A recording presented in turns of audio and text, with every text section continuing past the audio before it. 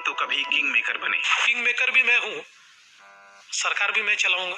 22 जुलाई 1970 को देवेंद्र फडणवीस का जन्म नागपुर के मराठी परिवार में हुआ। इनके पिता गंगाधर राव आरएसएस के प्रचारक और जनसंघ के एमएलसी थे। फडणवीस ने इंडिया टुडे को दिए एक इंटरव्यू में बताया था कि 1975 में जब इमरजेंसी लगी तो उनके पिता को भी गिरफ्तार कर लिया गया। इस घटना ने उनके मन में इंदिरा गांधी के प्रति नफरत भर दी। 6 साल की उम्र में उन्होंने उस स्कूल को छोड़ दिया जिसका नाम इंदिरा गांधी के नाम पर था। इसके बाद घर वालों ने इनका दाखिला सरस्वती शिशु मंदिर में करा दिया। 1987 में जब ये 17 साल के थे तो इनके पिता ने दुनिया को अलविदा कह दिया, जिनसे इन्होंने राजनीति का ककहरा सीखा था।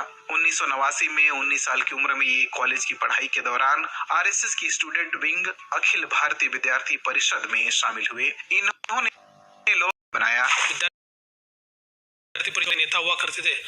उन्होंने कहा जी फैसला हुआ है कि आपको कल से बीजेपी में काम करना है। तो मैंने कहा था मुझे पॉलिटिक्स में जाना नहीं है। 1992 में 22 साल की उम्र में ये नागपुर नगर पालिका से कॉर्पोरेट में गए।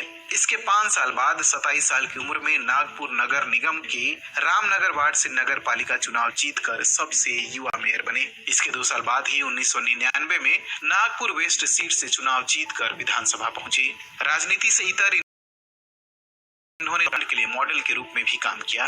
दूसरी बार विधायक रहते हुए 35 साल की उम्र में इन्होंने अमृता से शादी की, जो पेशे से बैंकर थी। इनके मुख्यमंत्री बनने के बाद भी अमृता ने एक्सिस बैंक में काम करना जारी रखा। पॉलिटिक्स में जितना समय घर को देना चाहिए मैं नहीं देता हूँ, मेरी वाइफ को भी नहीं देता हूँ, मेरी बेटी को भी नहीं देता हूँ। 44 साल की उम्र में ये महाराष्ट्र के दूसरे सबसे युवा मुख्यमंत्री बने। मुख्यमंत्री बनने से पहले उनका प्रशासनिक अनुभव मेयर के पद तक सीमित था।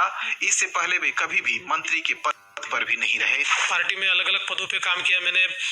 मैं युवा मोर्चा में नेशनल वाइस प्रेसिडेंट रहा, फिर महाराष्ट्र में पार्टी का जनरल सेक्रेटरी रहा, फिर महाराष्ट्र बीजेपी का प्रेसिडेंट मुझे बनाया। मुख्यमंत्री के तौर पर इन्होंने पार्टी के अंदर और बाहर कई तरह के विरोध का सामना किया, लेकिन इन्होंने राजनीतिक चतुराई और प्रशासनिक कौशल दिखाया और बीजेपी के पहले ऐसे नेता बने जिसने 5 साल का कार्यकाल पूरा किया। मुख्यमंत्री के तौर पर उन्होंने खुद को सत्ता के मुंह से अछूते नेता के रूप में पेश करने की कोशिश की।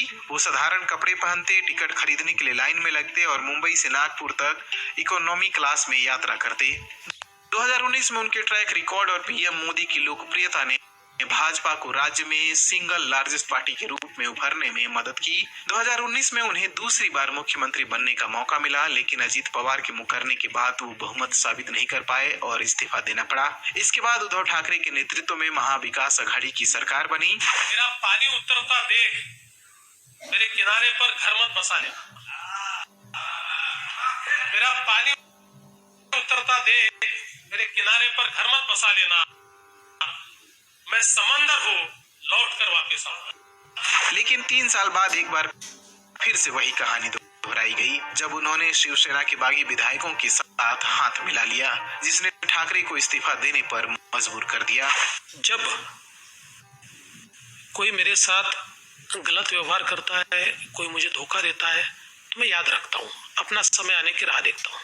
हर किसी को लगा कि वो एक बार फिर से मुख्यमंत्री बनेंगे, लेकिन सबकी उम्मीदों